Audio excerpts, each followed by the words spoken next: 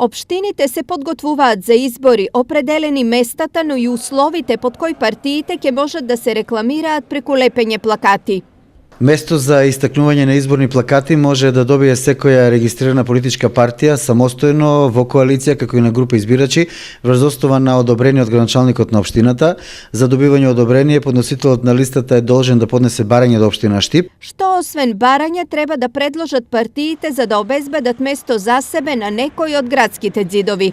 Со барањето треба да достави полномошно од овластеното лице за поднесување на барањето, издадено и заверено од подносителот на листата.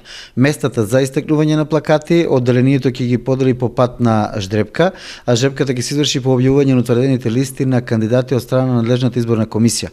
За денот на жребувањето, организаторите на изборната кампања ќе бидат известени преку јавните гласила во општина Штип. Инаку, според изборните рокови, ДИК денес треба да ги формира општинските изборни комисии, а веќе од 28 октомври започнува увидот во избирачкиот список кој ќе трае до полнок на 11 ноември. Во меѓувреме, далеку од очите на јавноста течат преговорите за партиски коалиции и кроење на пратеничките листи. За сега ниту една политичка партија не сака да зборува за имиња, а сите се повикуваат на профил на пратеник кој требало да биде чесен и принципиелен човек.